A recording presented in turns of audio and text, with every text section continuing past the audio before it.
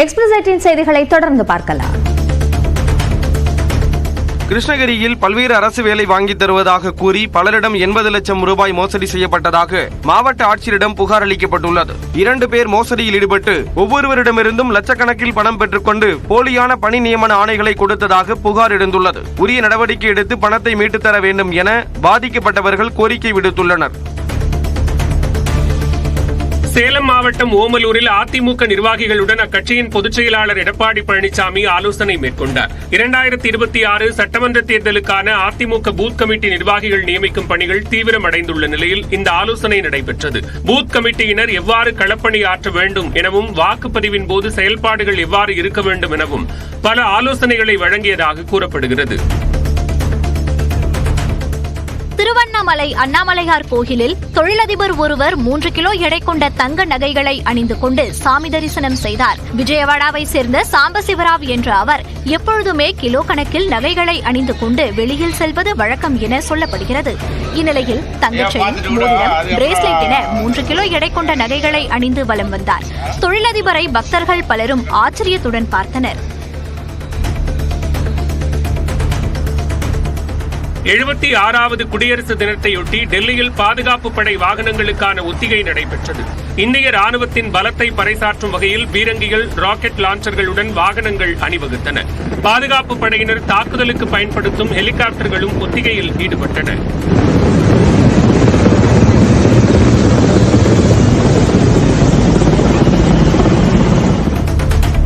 சிவகங்கை மாவட்டம் காரைக்குடி அருகே கோவில் நகையை திருடிய பெண் தான் மனநலம் பாதிக்கப்பட்டவர் என கூறியதால் பரபரப்பு ஏற்பட்டது.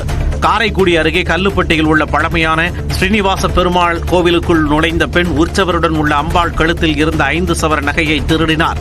இதை கவனித்த அக்கம் பக்கத்தினர் நகையை திருடிய பெண்ணை பிடித்து சோமநாதபுரம் காவல் நிலைய காவலர்களிடம் ஒப்படைத்தனர்.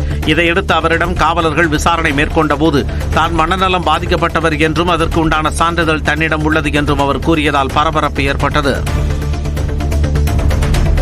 திருப்பத்தூர் மாவட்டம் வாணியம்பாடியில் மது போதையில் தள்ளுவண்டி உணவகத்தை சூறையாடிய போதை ஆசாமியை காவலர்கள் கைது செய்தனர். வாணியம்பாடி நியூடவுன் பகுதியைச் சேர்ந்த செல்வராணி என்பவர் கணவரை இழந்த நிலையில் சாலை ஓரம் தள்ளுவண்டியில் வைத்து உணவகம் நடத்தி வருகிறார். அங்கு சாப்பிட வந்த போதை ஆசாமியிடம் சாப்பிட்டதற்கு செல்வராணி பணம் கேட்டுள்ளார். இதனால் ஆத்திரமடைந்த போதை ஆசாமி தள்ளுவண்டியை உடைத்து சூறையாடியதாக கூறப்படுகிறது.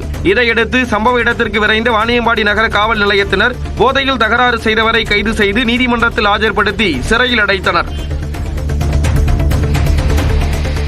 திருநெல்வேலி ரயில் நிலையத்திற்கு செல்லும் குடிநீர் குழாயில் ஏற்பட்ட உடைப்பால் தான் நீர் இப்படி வீணாக வெளியேறுகிறது. மீனாட்சிபுரம் ரயில்வே கிராசிங் பகுதியில் உள்ள இந்த குடிநீர் குழாய் உடைந்ததால் பல லட்சம் லிட்டர் நீர் பல அடி தூரத்திற்கு பீச்சி அடித்தவாறு வெளியேறியது. பல நாட்களாகியும் சரி செய்யப்படாததால் நாள்தோறும் பல லட்சம் லிட்டர் நீர் வீணாவதாக புகார் எழுந்துள்ளது.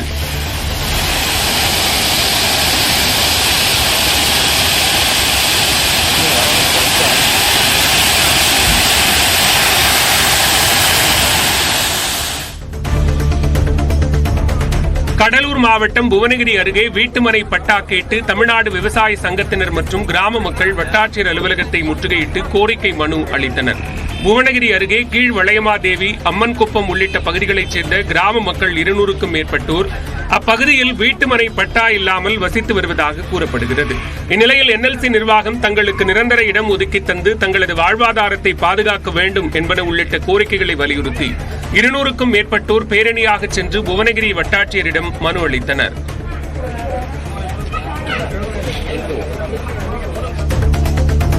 தேனி மாவட்டம் வைகை அணை அருகே விளைநிலங்களுக்கு இடையே உள்ள கிரஷர் எம்சாண்ட் ஆலையை மூடக்கோரி ஆட்சியர் அலுவலகத்தில் தமிழ்நாடு விவசாயிகள் சங்கத்தினர் ஆர்ப்பாட்டத்தில் ஈடுபட்டனர். வைகை அணை அருகே உள்ள முதலக்கம்பட்டியில் இயங்கி வரும் கிரஷர் எம்சாண்ட் ஆலையில் வைக்கப்படும் வெடியால் இடையூறுகள் ஏற்படுவதாக குற்றம் சாட்டும் அப்பகுதி மக்கள் அதனை வீடியோ எடுத்த ஒருவரை ஆலை உரிமையாளர்கள் தாக்கியதாகவும் கூறினர்.